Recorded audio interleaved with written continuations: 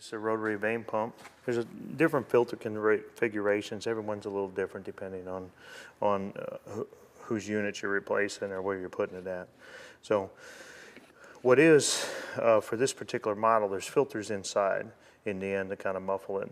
And these get dirty. You need to replace them. The kit for rebuilding it comes with all the parts that need to be replaced. So you basically unscrew these filters here and take them out first before you disassemble the unit. So just pull them out of there, and you can replace them with the new ones after a while.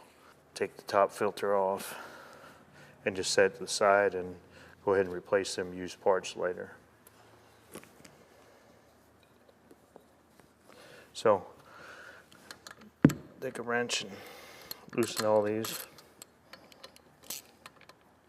Got 5 bolts here. Take 7/16 socket. Go ahead and take them out of there. Behind this is nothing but a chamber. There's nothing you're going to hurt on the back side. This is where them filters are at. So just take your rubber hammer and tap it. Okay. And there it is. So that's inside. It's configured to where it reduces some noise.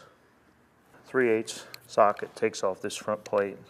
So inside of here is some carbon vanes, and they're on a rotor that's cantered that produces a pressure. So just take your rubber mallet and knock that part off.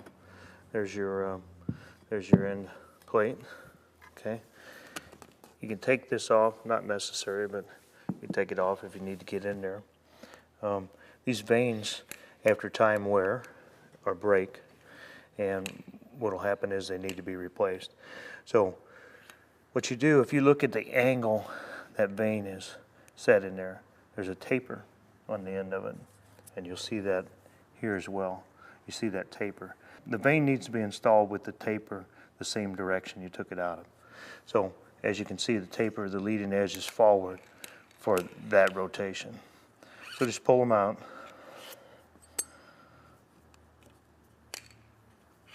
And replace them with the new ones. Obviously this is a new pump, so they're in good shape. One of the other things happens, this housing can drop down a little bit. If you notice, the tolerance is very, very tight between there. So as this thing sucks in the air, it pushes it around the rotor and pushes it out on the outlet end. So you want to be sure that this is not dragging the rotor. If it is, loosen these 2 Allen screws, pick it up, and make sure it spins freely.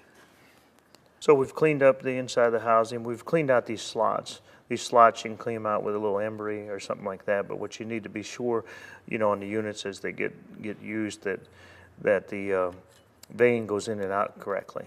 So if them slots are dirty or rusted, that vane won't fall down like that. And that's what you want that vane to do every time. So if it doesn't fall down like that, you won't be getting the performance. So be sure they slide in and out easy. So now we're ready to go ahead and put it back together. So we'll stick all our vanes in there and make sure again that they're correct direction. You see the leading edge, this thing is turning clockwise from your direction when you're facing it. So you see the leading edge drags like that. The vane has to go in that way. If you put the vane in backwards, you won't have any performance. You can see how there's no meat on that housing when you're making the rotation. So just be sure that the vane is in the pump correctly and make sure they all slide good in and out as you're assembling it. Just like that.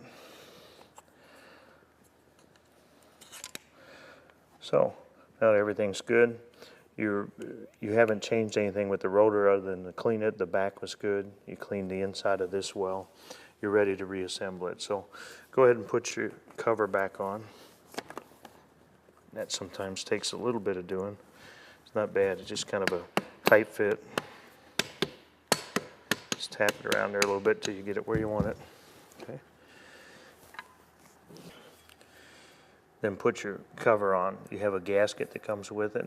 It's a shim gasket that goes back on there. Go ahead and get this thing started. Put your screws in there, but don't tighten them up. Put your bolts in there, but don't tighten them up. Just kind of get them started a little bit. And you want to, before you start this thing, make sure that your tolerances are good. And we'll show you how to do that in just a minute while we're inserting these bolts and tightening them up. Because if you over tighten it, what will happen is the vanes will rub on the end plate and the motor won't spin correctly because the tolerances are very close in order to keep maximum performance from the unit. When you tighten them too, you want to tighten them across from each other, normal torquing. Don't overdo it. We want to plug it in, but don't stand in front of here. Obviously one's intake and one's exhaust. Your intake's here. As it comes around the bottom of there, it picks up the air in between the vanes and blows it out the exhaust. But you want to, at this point, start it up and then torque these down. If you over tighten them, if you don't have a torque wrench, you're in the field or whatever, and you over tighten them, it won't start up. It'll be rubbing. If you under tighten them, the screws come loose. So let me go ahead and plug it in and then we'll tighten it up. It'll get kind of noisy here, but this is kind of an in-field procedure if you don't have a torque wrench with you.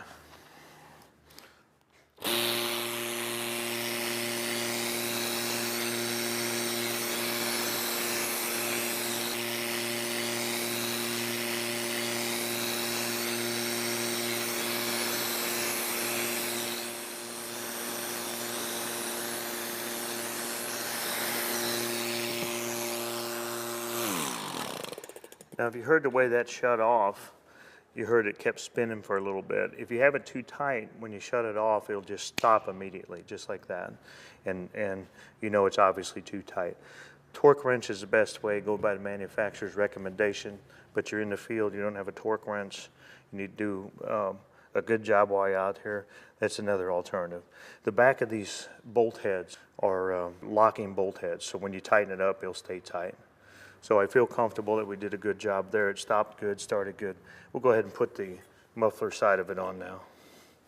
We've changed the gasket. They come in the kit. And we'll just get these bolts tightened up in here and torque them the same way.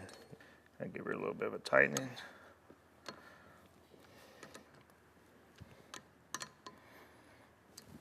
Okay, and that should do it for that. Went ahead and replaced our filters on the inlet and our rubber O-rings.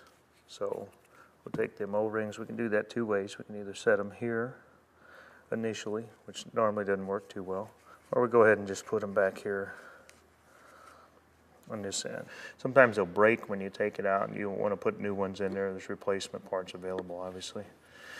Just go ahead and screw it in there easy. Make sure that your rubber stays in place. Your O-ring, when you do it, just give her a little snugging by hand. It doesn't have to be severely tight. You over tighten it, they'll break, especially if the unit's an older unit. They get pretty brittle. And you may consider just ordering some when you get a kit. So just tighten them up like that. Okay, we've replaced our filter on the external filter. The element's been replaced. And any of these, as I said earlier, you can clean with soap and water, but make sure they're good and dry whenever you go ahead to reinstall them, because you want to suck that water through there, then it'll rust inside of there with that rotor and that housing, and you'll have a problem. Okay, now that we got the unit rebuilt, we're going to check the health of the motor.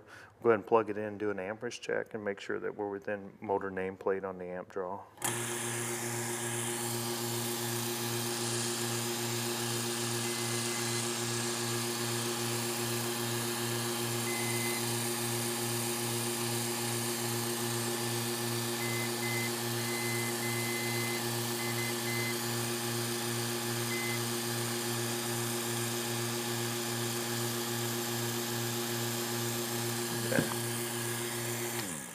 So, looks like the motor's in good shape, so we're ready to reinstall it.